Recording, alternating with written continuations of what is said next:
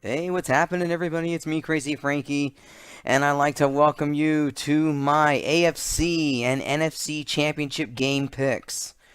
Before I talk about the conference championship games, thoughts from last week's divisional games. Now, obviously, everyone is still buzzing and talking about the game between the Saints and the Vikings, and I will admit, may I mean, it is hard to describe with words what happened in that game. The Vikings took an early lead in the first half. They dominated the Saints through the first half of that game. Then the second half, the Saints come back, really putting in mind and a lot of pressure, a lot on the Vikings defense.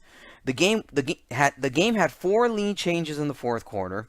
Obviously, we know it was touchdown and a field goal, then field goals after that. When we thought the Saints had the game wrapped up, and what does Case Keenum do on third down? Throws a Hail Mary.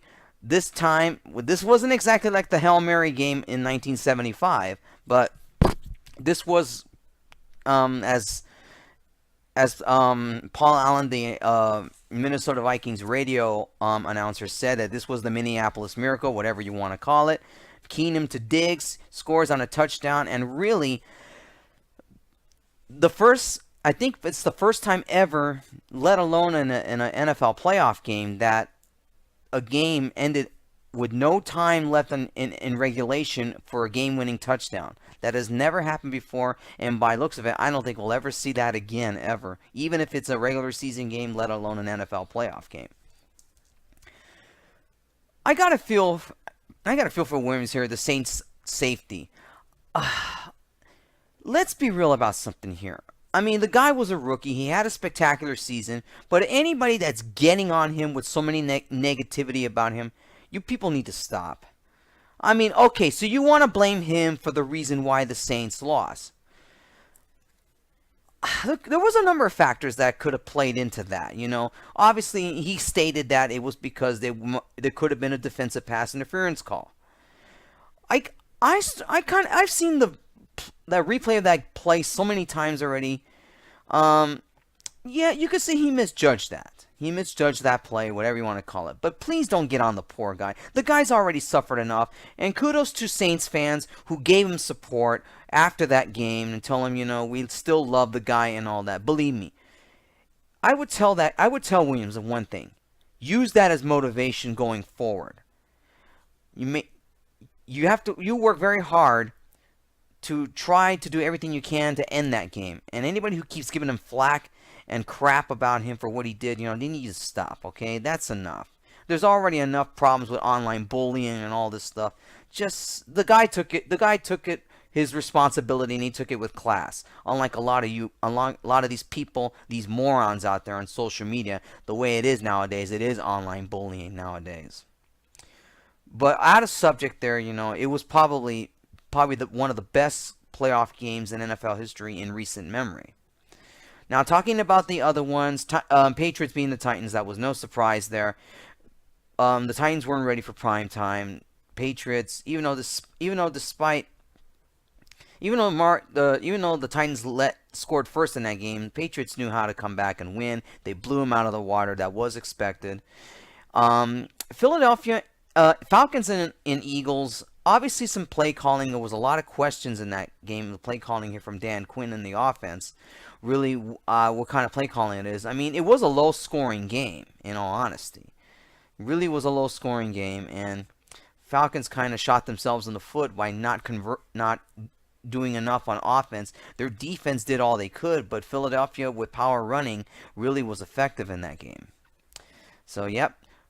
Vikings and Eagles are meeting for the NFC Championship. And going back to the AFC side, there's huge amount of questions now in the offseason for the Pittsburgh Steelers. Recently, they fired their offensive coordinator, Todd Haley. He's pretty much I still put a lot of the blame, and all the responsibility definitely falls on Mike Tomlin. He does. I'm sorry, Pittsburgh Steelers fan, but anybody who's defending him right now, I can't. He does deserve the blame because he did not keep this team focused.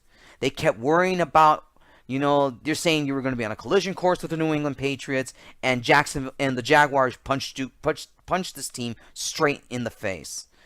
And they played it with power football and good defense. And that's why Pittsburgh fell way behind earlier in that game, even though it was a high-scoring game. But yet, this is what happens when you think ahead, when you're not thinking about your current opponent. You can't take the Jaguars lightly right now. So, anyways now, enough about what happened in the divisional round. It is now time for my official AFC and NFC championship game picks. Let's begin with the AFC championship game, the Jacksonville Jaguars and the New England Patriots. Patriots are heavily favored in this game at 9 points. Don't be surprised if that number goes to 10. Now, I know a lot of you are telling me, about, is there any hope and chance that Jacksonville pulls off a monumental upset? Here are some key stats from last week. Obviously, we're talking about the quarterbacks. Blake Bortles last week, 14 of 26, 214 yards and 1 touchdown pass. A key part here, no interceptions. That was really huge for him. Tom Brady, on the other hand, 35 of 53, 337 yards in passing, 3 touchdown passes, no interceptions. Key factors here. Jaguars may have the defense, but when it comes to the offense, New England's got it. This is really a very quick and deciding pick for me on this one here, and I'm pretty sure that the general consensus out of everybody here who follows football knows where I'm going with, and I'm going to be with them as well. I'm picking the New England Patriots in this game. It's going to take an enormous miracle for the Jacksonville Jaguars to play flawlessly. They have got to put a ton of pressure on Brady and really disrupt his passing rhythm and force the Patriots to run the ball if they want even any chance whatsoever to stop the New England Patriots. And not only that, their offense needs to put up a lot of points here. Otherwise, you're going to get into a shootout with the New England Patriots. But New England is just an overall better offensive team. Their defense, I know, still has some questions and doubt, and especially the fact that both their coordinators are headed for head coaching jobs.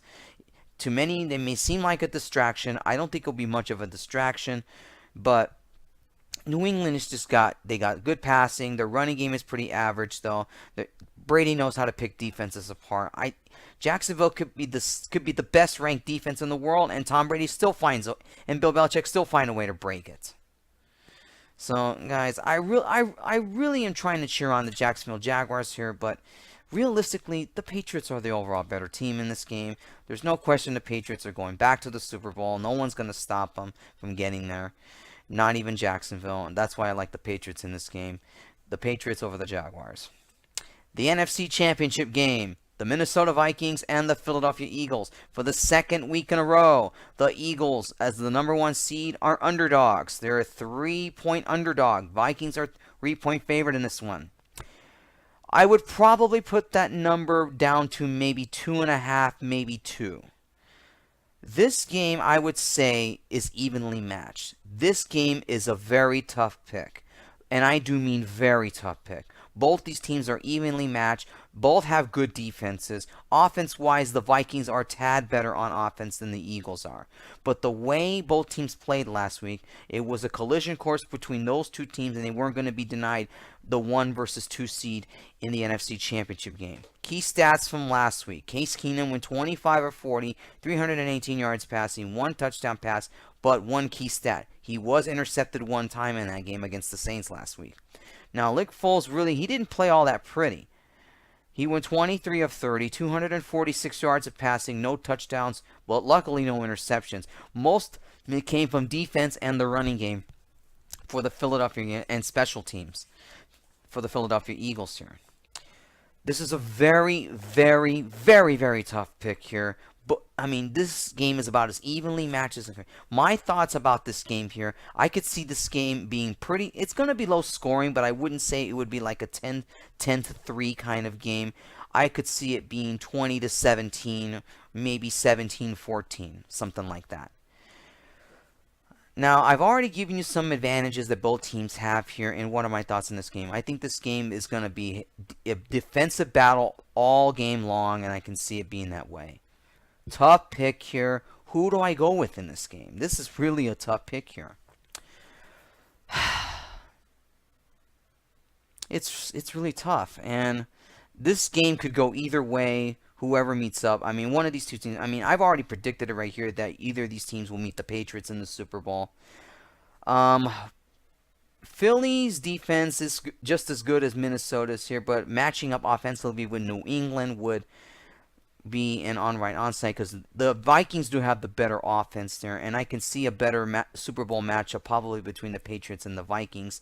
And when it comes to the NFC Championship game, I'm actually going to go with the Minnesota Vikings here. I think this may be it. This may be the time. Case Keenum is out to prove himself, as well as Nick Foles. But the way Case Keenum played last week, who's to say that you can upstage Nick Foles here? And it's kind of difficult right now with the Eagles with no Carson Wentz here. Who do you trust in? I mean, practically, if it was the New Orleans Saints playing in this game, I obviously would trust Drew Brees a lot more because of the playoff experience here. But this is the first time that both these two teams have had as much playoff experience as the elite quarterbacks we have currently in the NFL. But when it comes to offense, though, Minnesota's offense, the Vikings' offense is just a tad better than Philadelphia. And Philadelphia's the Eagles' offense. Pardon my voice here. And that's why I'm going to go with the Minnesota Vikings. I think it's going to happen. I think the Vikings will have that home Super Bowl game. I think it's going to happen. But remember, this is not a sure pick here. This game could go either way, and I expect this to be a very good NFC Championship game, and I can't wait to see this game on Sunday. And that's going to be my pick. Vikings over the Eagles. All right, everybody, that wraps up my conference championship game picks.